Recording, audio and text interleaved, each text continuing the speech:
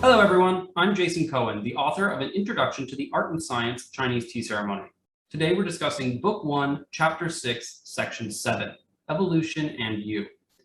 Here to talk about this chapter is our editorial team, Patrick Penny and Ryan Ahn. Hey, Pat. Hey, hey. Hello, Ryan. Hello. As a lead into my first question, a quote from Bordeaux. Is it surprising that the tastes and the good tastes of more cultivated individuals derive from the homogeneous and the homogenizing, the routinized and the routinizing action of the academic institution, and when all is said and done, are highly orthodox? How does this quote apply to Chinese tea ceremony? Could definitely count on a Bordeaux quote to end this chapter. But when we think about the standard progression of most tea practitioners as they go through learning either how to brew or learning about tea, I feel that there's often quite a standardized set of steps that most people will follow in their journey. It might look a little bit different for everyone. You might learn about green tea before you learn about pu'er or vice versa, but I think there is a general progression that most people go through. It might not fit exactly what you laid out in the book, Jason, but many of those forces are shaped by, our teachers, and they are convergent in that by the time you've learned a certain amount about tea, you've often inherited many of the preferences or predispositions, thoughts on specific practice or tea from the many practitioners before you, thus making, this learning journey a very convergent one. Jason, why did you pick that quote? Beyond being a Bordeaux quote, I think that it's important to recognize this chapter is sandwiched between two quotes, one from Bordeaux and one from Okakura in the Book of Tea, which says very much a similar thing, that when he first started to practice tea, he looked for items, he looked for things, he looked to adopt tastes that the teachers praised. And as he continued to learn about tea, he simply adopted his teacher's preferences. And this chapter is very much around the idea of who is the taste maker? How can we learn from someone without adopting their preferences? And that is actually my next question. Is it inevitable that a student's preferences will converge with their teachers? Tricky question. I mean, I think you can make the general case that it's highly likely that students will adopt the preferences of their teachers, largely because they will have gone through a process of learning attribution or learning to describe their preferences for certain things. Whether or not that's inevitable is an interesting question. I think that there's a lot of really powerful forces that lead to that convergence. So I would not go as far as to say that it's inevitable. You always have bad students, but good students taking, at least in the beginning of their journey, taking their cues and a similar foundation as their teacher, it can act as really great scaffolding for developing their own preferences later on in the future, once they have established that foundation. I want to say this is something that you're actually really good at, Jason. For context for everyone listening, I initially studied with you, so I learned how to brew from you. I learned a lot of the basics of tea from you, and you, of course, were studying other teachers, and then I had the opportunity to learn from other teachers as well. We would go and we would either go to Taiwan and study under other masters, or we'd bring other teachers over to Penn State to study. And something that you did really well was after we would have a lesson, we would kind of have, a session after the lesson where we would talk about what we learned. I think coming out of all of those classes or all those lessons, I would just be so amped on whatever we learned. And I'd be like, yes, this is the way, 100%, just totally following along with what we were taught, regardless of what it was, right? I heard it from someone that I trust in, they're the teacher, and so this is what I'm going to do. I think probably 80-90% of the time we would sit down after and you would say, well, this is why I don't know about that. And you would break out very specific reasons why, you, even after sitting in the same lesson as me, had a very different takeaway and you were not sure about the things you were going to incorporate into your practice. So I think you're really good at being selective about what you took from other teachers, which helped me to take a step back every time I learned from someone else and really evaluate, do I think this is going to make better tea for me? For example, there's a group and a pretty well-known teacher who always has exclaimed that you should pour from the kettle into your teapot or vessel using your left hand, even if you are right hand dominant. Actually, I think if you are right hand dominant, you're supposed to use your left hand. It has to do with energies, right? All of that, whether or not you believe in it, it's all fine. But I spent about a year brewing using my left hand to hold the kettle, and then did some comparison. Once I thought I got pretty good at using my left hand to brew, going back and forth comparing, okay, I brewed this tea holding the kettle in my left hand. Now I'm going to brew this one holding the kettle in my right hand. Did it make a difference? At the end of the day, I came to the conclusion that no, it did not. And so I stopped using that technique, right? I stopped holding the kettle with my left hand. But I think you outright just said, no, I'm not going to do that. So, it was a good learning journey for me, don't get me wrong. But I think had I not had that experience learning with you, I would probably still be just brewing with my holding the kettle with my left hand, because I would have just taken it as gospel instead of challenging, the preferences of my teacher. So something you do really well. Very long-winded way for me to say that. I appreciate that. I will also tell a nearly tangential story that'll come full circle. I read once that doing things with your non-dominant hand can build new neurons, new motor pathways in the brain, and it can actually keep you alert longer into your old age. And I've always said that I'm senescing, so very important for me to keep up the mental aptitude. So I decided I was going to brush my teeth with my left hand, and I have now been doing that for maybe 15 years. I've been doing it for a very long time, somewhere between 10 and 15 years. And every once in a while, I still punch myself in the mouth with a toothbrush when brushing my teeth with the left hand. As long as I have been doing it, I am still not as good at brushing my teeth with my right hand. And every once in a while, I just spot I can't reach, something doesn't feel clean, whatever, I'll switch hands, use my right hand. It's like, whoa, that is a different level of control. So I was pretty sure, I actually very clearly remember this conversation, because it was one of the times that you went off and you're like, nope, I'm doing this, I'm practicing this for who knows how long. But I remember my argument was that the control will never be as good. It's not worth the loss of control, in my opinion. So I'm curious if you think that if it was the same, or if you actually think your brewing with the right hand is superior. You remember that very well, because that was your exact argument. I think I did get to a point where I had at least 80% the same level of control. So for most teas, it wasn't a huge difference in control. For green tea, I often brew with an extremely thin, slow pour. So for green teas, my left hand definitely didn't have the same dexterity. But let's say I was hitting a tightly rolled hong shui, I could still hit it full force with boiling water, left hand or right hand. And, I think what I came down to after doing it for about a year and getting pretty good with my left hand was I really didn't see a benefit, whether that's in the taste of the tea, the, so-called energy of the tea. I really saw no benefit in using my left hand. Other than that, it made me slow down a little bit more, or think a little bit more about it, which is nice to do sometimes. But I think when it makes me feel so uncomfortable and I have to think about it all the time, it's taking away a little bit more than it's adding. And so I switched back to using my right hand. Now I have injured my shoulders a couple times. And so it's been nice to be able to use my left hand pretty well when I need to. That's probably the only really big benefit, was I'm okay at brewing with my left hand now. But when you attend the Qing Dynasty Yixing Club, I'm going to request that you use your right hand and have all the control. Oh, definitely. Don't worry about that. I mean, I'm going to be at the F1, Teapot Club, but sure. I'm going to loop this back around to what Ryan had said. My question is it classifying? A student adopting the preferences of their teacher, is it classifying as those are the good students and the ones who don't are the bad students? It's funny that you say that, because as you guys have been talking, that is what I've been reflecting on, and whether or not that was a poor choice of words or whether or not that was even correct. And you guys bring an interesting point. So like on one side of the coin, you can have students that don't know their own level of understanding and don't have the right context in which to make good decisions. An example that we've talked about in the past is that in Japanese tea ceremony, in Chanayu, there's a move where you're holding a bowl in your left hand, and in your right hand, you're replacing an instrument. And you very specifically need to go under the bowl, not over the bowl.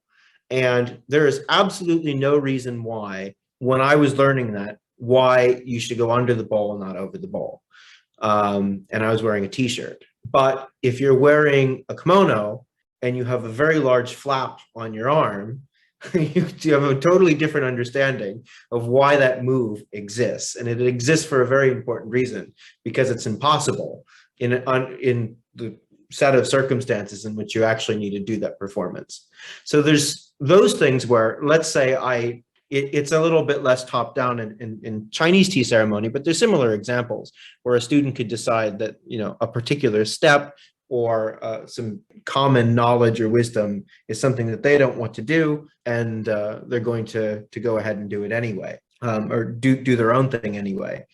But on the other side, where is your teacher wrong? Or where are their practices no longer contemporary? Or how do they align with something with different set of philosophies than your own, where you do want to steer yourself in a different direction? And at what point do you have the context to make those decisions and to take that agency into progressing your own practice forward? I think that's a really good point, right? The way you hold a kettle matters. The way you hold a teapot matters. It does have a material impact on your tea.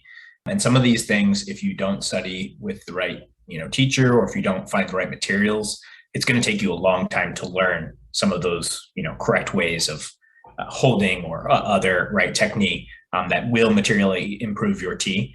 And a lot of those technique are, really rooted quite far back in the practice.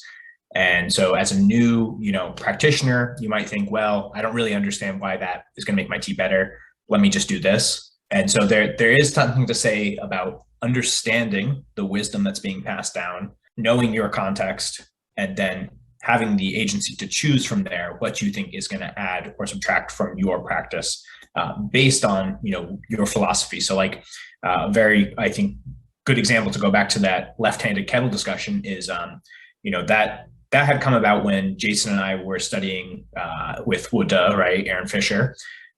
We were in Taiwan, living in his house at that point I think this is summer 2012. And, we learned a lot of awesome stuff from him, but our philosophies on brewing are not the same. And so there are some technique that he, applies that just are not as important to us because we're not looking for the same outcome. We are drinking tea. We're pretty heavily focused on connoisseurship, creating the best tasting cup of tea, and flavor and aroma are not the most important thing to him. And so he has some technique that will provide him maybe a deeper or richer energy from the tea, right? That's kind of what they're looking for, but maybe don't create the best tasting cup of tea. And so we have different goals. And so we apply different technique. And it's important to know, when you are going to use a technique, that it is working for you.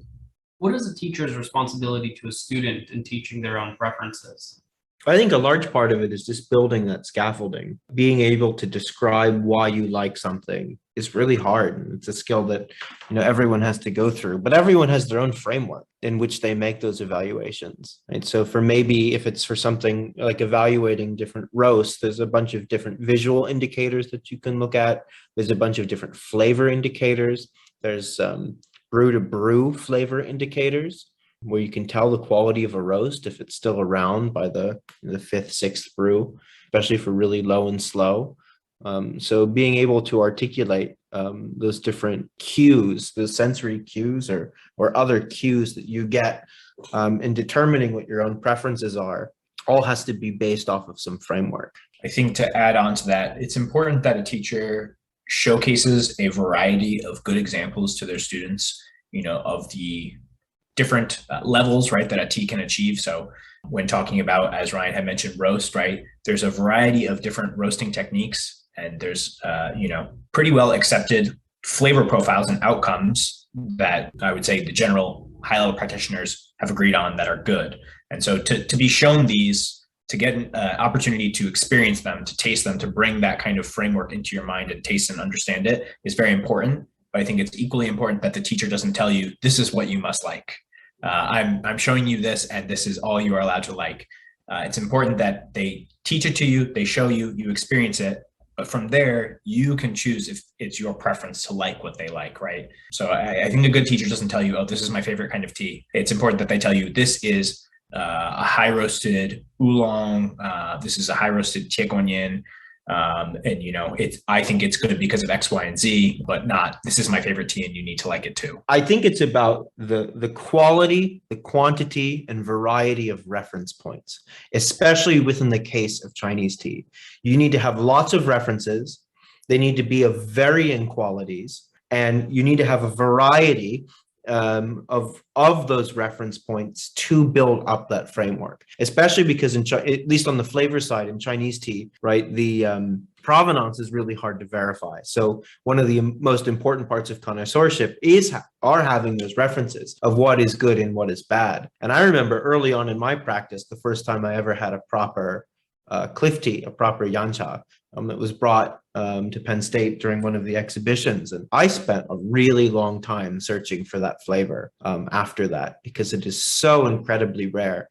But I had that reference point where in the future, when I am tasting or procuring my own teas, I can go back to that memory, and I can even go back to those notes as a reference.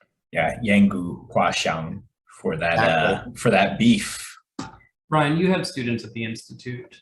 Would you pull something out, say, Yansha or Longjing, and say, this is Longjing, this is good?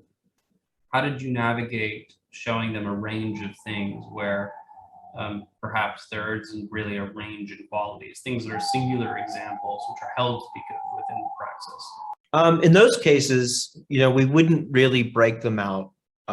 For teas like that, we wouldn't break them out right away. So people would have to have been around and already been exposed. Something that you're also very good at, Jason, is giving a lot of context. Why is something special? So when you can't create a ladder or a staircase of reference points to appreciation, where there is something that is just very disconnected, like real Longjing, where it would be much more difficult to construct a ladder to give someone the formative experiences to understand why it's good. You have to do it just through knowledge and making it super clear that this is special and that you need to be paying attention, and that very few people, one of the things that I used to say when we brought teas out like that is that this is a finite experience. Very few people in the world are ever going to be able to taste this tea, and you are going to taste it. And when you have that sip, it's gone forever. Almost an Ichigo Ichie type philosophy in drawing yourself to the present moment to really focus and pin down that reference point in your own mind. Isn't that a convergent force? Isn't that exact presentation part of the convergent force of being a teacher? See, that's an interesting point, because in that case, the student doesn't know what they don't know. You can only be told. When you have these disconnected reference points, you must be told why it is special, because you can't, it's a harder thing to build a ladder to or a framework towards. So for those incredibly rare, special things, where it's difficult to build up formative set of experiences, it does have to be top down. And I would expect that there's a larger degree of convergence. I think in a teaching environment, like what we were talking about there with the Tea Institute at Penn State, it does become important that you contextualize it, even though it does become quite a convergent force, right, for learning and understanding. Because once those students get out into the wild, quote unquote, if they're lucky, will have the opportunity to taste teas like this again. But more likely, they will taste teas that are told to them to be those specialties. So here is, an authentic Longjing, or, here is a true blue mark, green mark, probably not red mark, right? But here's a truly special and authentic pu'er, you should buy this. It's more likely that those kind of sales experiences are going to come up for them in the future. And it's important that they have those original educational reference points, even if they were quite convergent in the experience, because, it will save them a lot of tuition. That they had an experience that was contextualized. They now know what that true thing should taste like. And when they're shown in the future examples that are maybe not the authentic item, it'll save them a lot of pain. That's an interesting point. How does money and how does economic capital muddy that journey? because it could create weird incentives. Well, I can tell you very easy. Some people have to pay for a tea education. So, there's many examples, even in the West, of people having to pay thousands of dollars, I think, to achieve the same kind of education that we provide for free at the Institute, and that some other groups provide for free as well. But when you are like a vendor, you run a tea house, you also run a tea education program, I agree that those waters get very muddy, because here is our true and authentic Longjing, and this is what our true and authentic Longjing tastes like. And if you taste anything else that's like this, maybe it's not the true and authentic one, because it's not ours that we're selling to you and that you can buy from us online.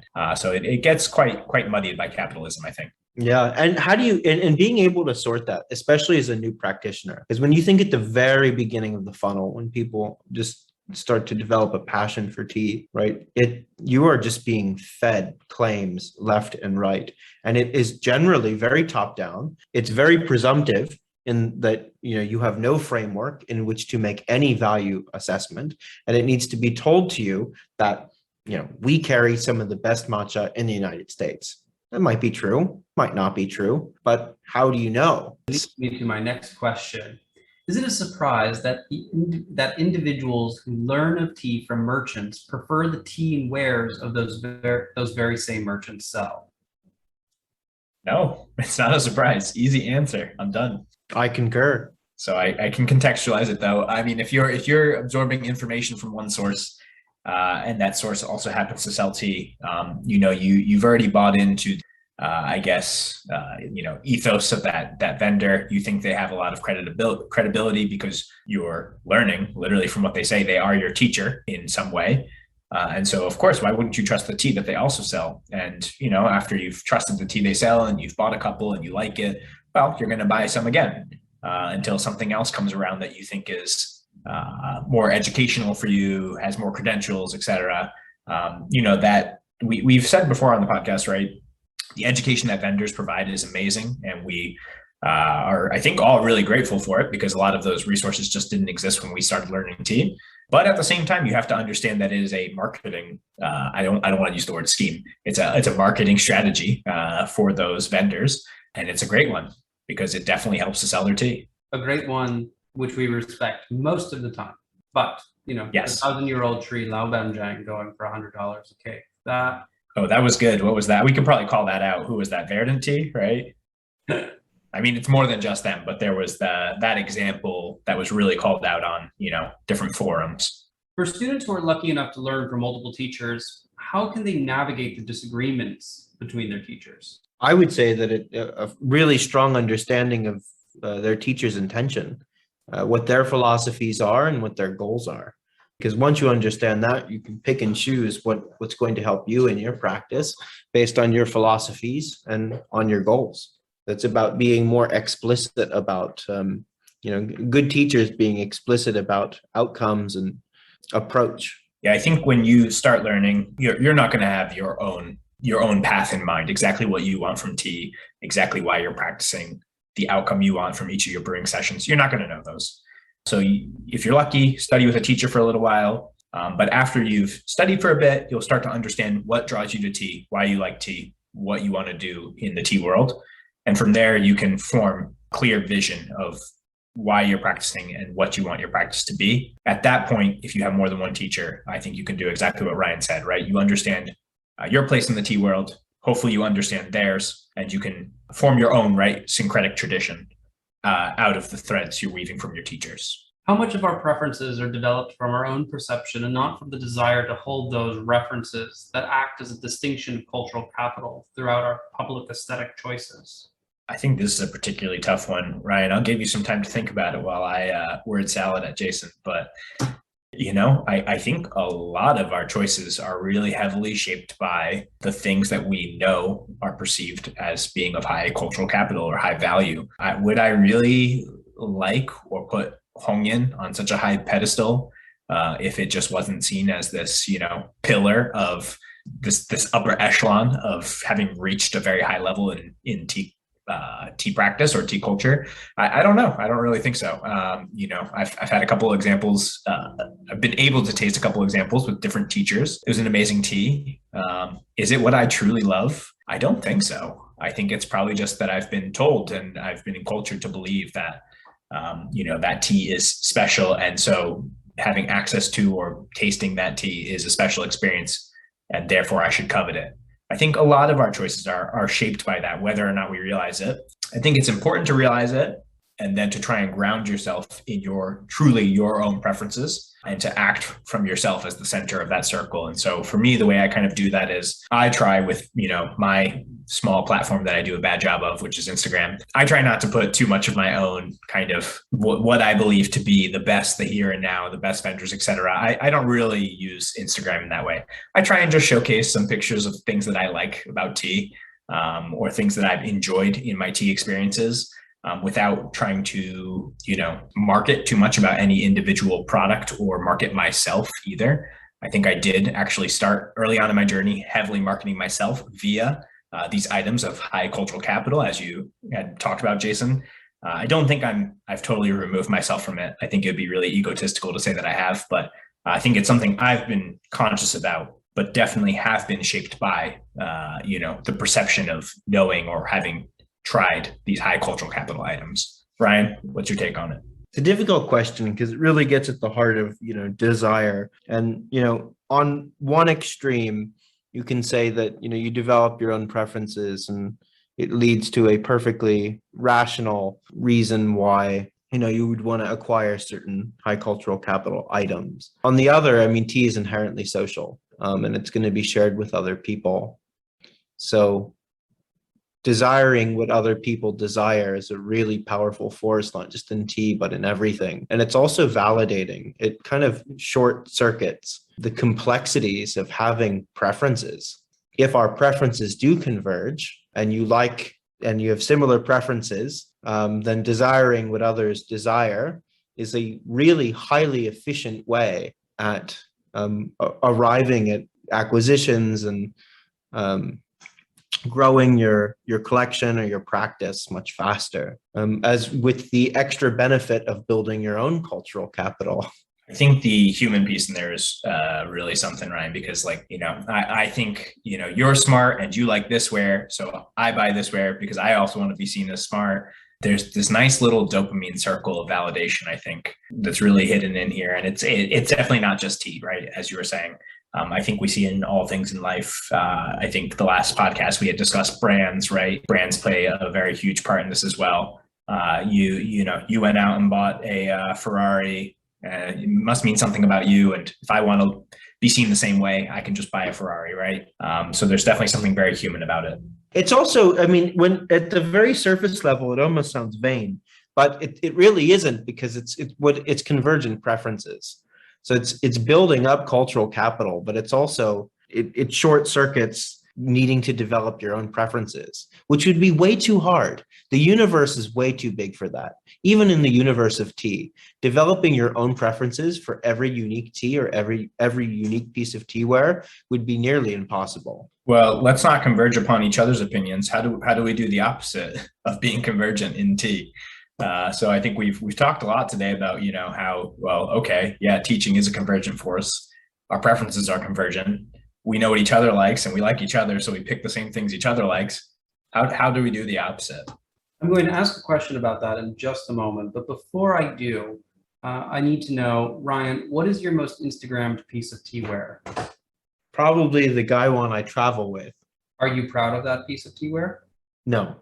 It's something that I happen to have in cool places where I drink tea. So it's a sign of economic capital, not of cultural capital. Well, maybe the travel destinations are a sign of cultural capital. Plane tickets are expensive, but not difficult. True. Pat, what is your most Instagrammed piece of teaware? It is a blue and white peony designed Gaiwan, which I obtained in Yinga from a kiln I think you're pretty well aware of, Jason. Are you proud of it? I didn't make it, so that's a really weird question. Are you proud of its possession? I love it. I have had it for almost 10 years. And so as much as it, has become a part of my life, I feel like I'm a part of it, right? It feels like it's an extension of my right hand, in which case I would say the answer is yes. And do you think it brings you cultural capital? Do you think people recognize it as a good Gaiwan? I actually, I think the shape has, some historical context to it. I think the motifs on it, right, carry a certain weight or connotation. At the same time, I would actually answer that question with no. I don't think when people see it, they think, wow, what an expensive or beautiful or what the guy one that this guy one must have been so hard to obtain because it's not antique by any means. I think it does great things to tea, brings me a lot of joy, but I don't believe it brings me any specific boost in capital. So I would like to add that my Gaiwan is from the same place in Yingge, and I've also had it, not for quite as long, but it is a Gaiwan that I happen to know particularly well. So I can brew really good tea from it without even thinking about it. we believe you, Ryan. We believe you. But my question is, I don't know. I think you made me sound really, really vain. my question is, you both said Gaiwan. Gaiwans are wonderful, utilitarian. You said they're not antique. It's not crazy expensive. It was not hard to acquire. What is the piece of tea where most Instagrammed, most photographed, most purported to be owned that individuals use as a sign of cultural capital? What is the Western Instagram tea culture? What do they put on there to promote themselves? Well, I would start by saying, Jason, you're not on Instagram, right? So anything we say, you might take as truth. I think it's only Ryan and I. Okay, perfect. Anything you say. Well, I'll really think about it. I think certainly ROC, like F1 pots or like, let's say late Qing pots are pretty high up there. I do also think wood-fired wares, have shown up in a pretty strong way the past couple of years. So Peter Novak, it's actually mostly Peter Novak, although you do see some Michel Francois or David Laveau, but I think it's really Peter Novak's wares that are most prominently showcased for the wood-fired ware selection. Ryan, do you think it's something different?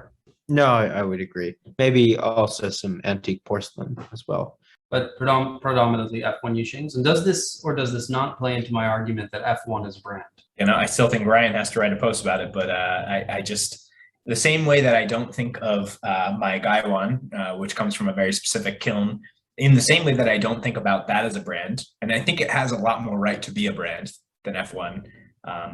Just the nature of communism and being a state-run kiln, I think about it a lot in the same way that I think of CNNP. When something is government-run, I think it just doesn't have that same social aspect to it that makes it feel like a lifestyle brand or a brand of any sort. But I think in the grander scheme or the broader use of the word, you're not wrong. I think I just dislike it. Just curious, since I'm not on Instagram. Now, what you said, Pat, was very interesting, right? We've been talking about convergence. How do people break out of convergence? How does the praxis progress? And so my question is actually on vanguardism. This chapter mentions the idea of a vanguard. And vanguardism is a sub-theory of communism, which posits that a small cadre, a revolutionary vanguard, so to speak, of advanced practitioners will lead the socialist class revolution.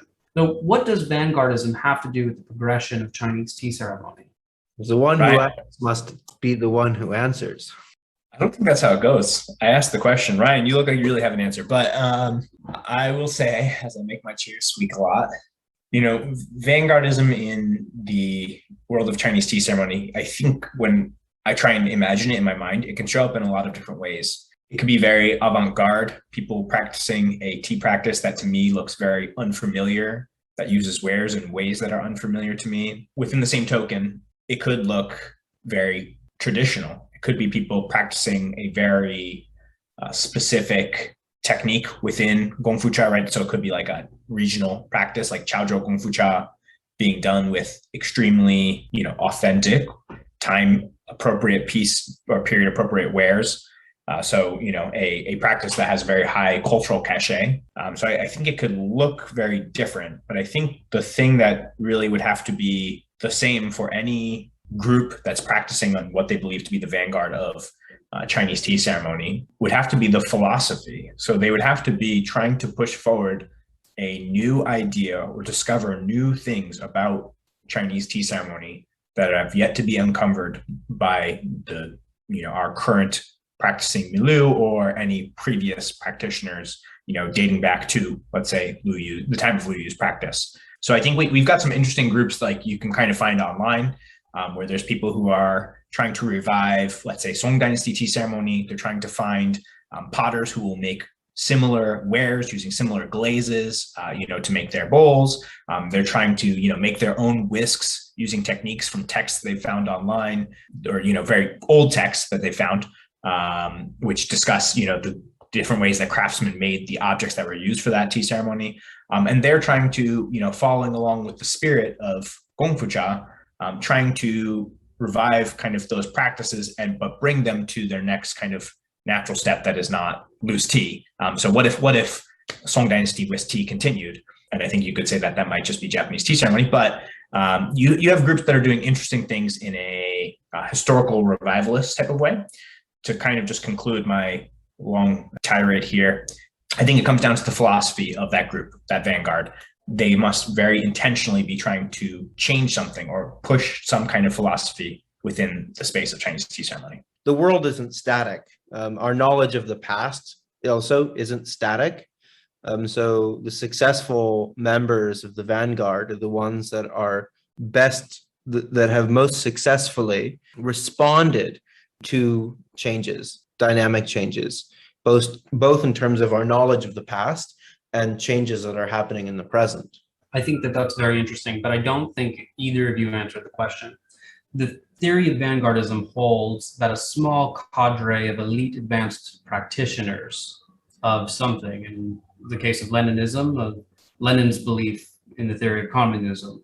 In Chinese tea ceremony, the question is Chinese tea ceremony, our lineage, our practice, the contemporary literati practice, only progressed by a vanguard, or is the innovation and the progression of the practice distributed amongst the practitioner base? Is there a necessity for a vanguard for progression to exist? Yes, I believe a vanguard is required to actually progress the praxis.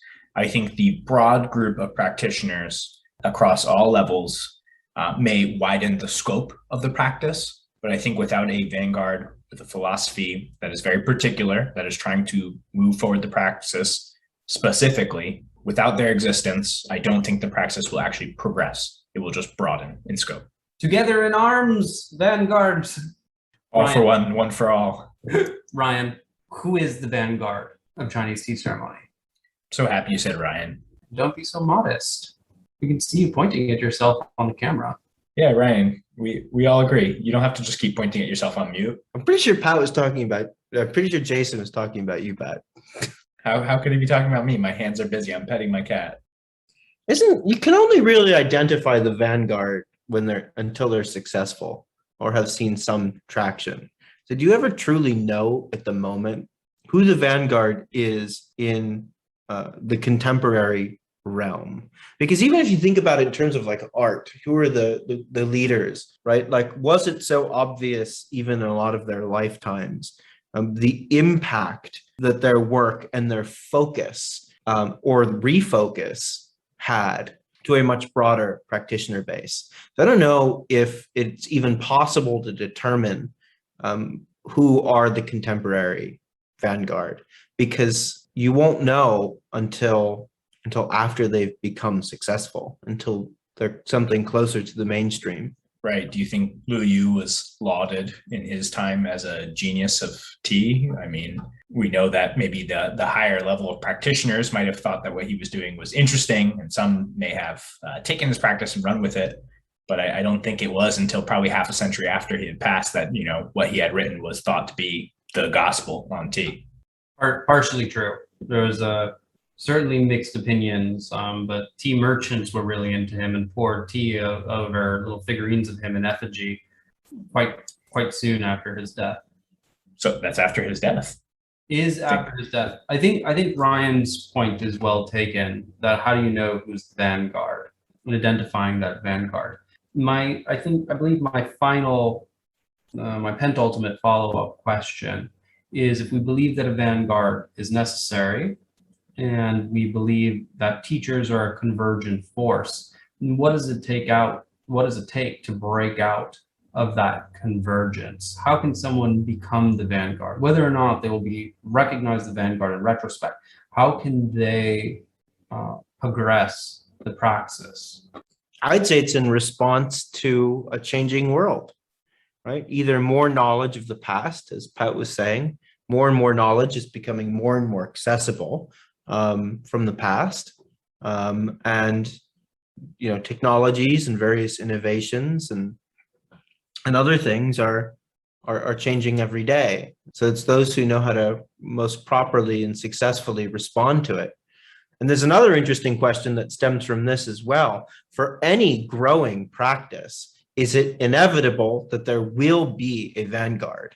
So long as the tradition progresses and exists or grows or even stagnates in size, is a vanguard just an artifact of its continuing to be a living tradition? I have trouble making an argument that it's not inevitable, especially if the vanguard is assigned or determined in retrospect. So long as it is a proper living tradition, is that not requisite to having what we would call a vanguard? Why are there vanguards in the practice of Chinese tea ceremony, but there are no vanguards in something like the praxis of tea making? Why does the vanguard exist on the cultural side, but not on the production or wear side? I would think that those who went on to discover new processing methods, for example, creating an entire new class of tea, could be thought of as the vanguard, right? I mean, the vanguard of oolong tea, right, would be the first people who decided, well, let this oxidize for a little bit before I fire it. So I think certainly on the wear side as well, right? People discover new wares, new glaze techniques, new firing techniques. So I think it goes beyond just the practice. I think there's the vanguard in all aspects of the production side as well. My last question, what does Bordeaux's work imply about vanguardism? I think it applies. I think that it means that there's continuity, that the successful vanguard of a successful living tradition, it means that there's continuity because there's a large degree of convergence, but there's still a central thesis by which judgments are made in the changes that get adopted, right? So if you go back to Leninism and communism, right, that was a failed tradition for the most part, at least within the case of Russia. They were the vanguard, and they are and then everything just fizzled out. But so long as the tradition is alive, it means that there's a reasonable degree of continuity with each successive generation. It's not scattered where you have weird people doing weird practices and then someone else takes over and it's radically different. I really like the weird people doing weird different practices. So I think that, within an art that has some structure or framework, I think one of the ways actually to be the vanguard or to push forward the praxis is to really understand yourself, your philosophy, and what you want to do in the tea world. How do you materialize that, right? How do you make that take shape? And maybe it is conversion. Maybe it's, okay, actually, I love pu'er and I just want to do something in pu'er tea and I'm just going to follow along with what everyone else does. But, depending on your personal philosophy, your goal and your understanding of yourself, maybe what you want to do is new and unique. I think, not to fill Jason with hot air here, but, I don't think there's been a lot of people who have looked at tea with this lens. It's new. It's a way to push forward the ideology and the conversation around tea. Does that mean he's the vanguard? I don't know. Time will tell. Let's not tell him yes now. We don't want him to, get an overinflated ego. But he's just hands up. I think he's pouring himself champagne right now, pinky in the air. But no, I think it really comes down to knowing as an individual and as a practitioner, if you want to be part of the vanguard, you have to understand what it is you want to do with your life in tea. So I don't think it has to be that you're continuing a past tradition and bringing it to a higher level. It can be that you identify something entirely your own. And I think that's much more interesting a much more interesting way to be a part of the vanguard. But when I say continuity, I don't necessarily mean keeping tradition. I'm more along the lines of being philosophically and I was going to say philosophically and ideologically consistent, but actually I don't agree with that. But you're still drawing from the past in a lot of the judgments and values and frameworks and reference points of a subsequent generation. There's a logical consistency to that change. We're going to become a little untethered, but how could you push forward the praxis without, let's say, anchoring yourself in the traditions of the past or, tradition? Is it possible? Certainly. An interesting thought experiment is how would you do Gong Fu Cha in space and zero gravity? Gravity is so important to brewing. It is such an important mechanism. Does not mean that you couldn't draw on all of the other techniques and time-tested brewing methodologies, etc. But there would have to be a fundamental adaptation to that new constraint, that new change, that new reality. Talk about untethered. But I think Tom Sachs has a solution for this. Tom Sachs, the artist, Tea Ceremony on Mars. Oh no, that was Tea Ceremony on Mars, wasn't it? Or on the moon? You have gravity there. You have low gravity on the moon. Yeah, but you still have some gravity. I mean, if Gong Fu Cha exists, let's say in 500 or 1,000 years, we're out in space, terraforming, etc. Fingers crossed. We're going to have to learn how to do it in zero gravity at some point. So I think this is a very important conversation. People will reference this conversation in the future. Well, the solution is actually very simple. So there's a form of Greek and Turkish coffee where you take the superfines and you put them in a little cauldron, fill it up with hot water, and then you swing it on a chain to create a manual centrifuge. If you're going to brew tea in space, you would actually do the same thing. You would. No, I think the pulling tea could work. The pulling tea, is that what Sichuan is? Where you've got like the very long spout? Yeah. Or a much more gentle approach where you just rely on capillary action and cohesive and adhesive forces to separate the liquids from the solids. We tried that with the sparkling water tea infusions and it didn't work. What do you mean? How could have I tried that in zero gravity? Well, the capillary actions wasn't strong enough to overcome effects of things like carbonation. So without forcing the tea and the water together, they're unlikely to result in high enough levels of extraction in space. I love how completely ungrounded we become with this conversation. I think this is a new level. Hopefully our listenership loves it. But, comment with your ideas on how we can brew tea in space. Before we float any further away from Earth, I am going to bring this back around. I am very happy to accept my unanimous nomination as a leader of the vanguard. I do hope that my leadership results in a much greater success than Leninism, last leader of the revolutionary vanguard. So with that, thank you everyone for joining us in this edition of TeaTechnique Editorial Conversations. Please join us again for the discussion of the next chapter, Historical Scholastic Disinterest.